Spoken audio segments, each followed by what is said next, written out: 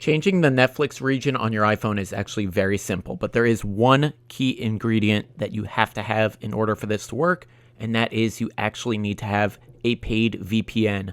I don't recommend doing a free VPN because they are watching. That is how they actually make money supporting the free VPNs. They're actually spying on what you're doing, and it's not actually a secure connection. So you will need a paid VPN. I have a link down below. You can get a special discount right now. All you need to do is open up the NordVPN app, scroll down, change the country, and you can change it to whatever country that you want to watch. Sometimes I'll switch mine to the United Kingdom, and then you can reopen the Netflix app. If it's giving you the wrong data, then just quit the app, reopen it, and you should have the Netflix region of the country that you selected when using NordVPN.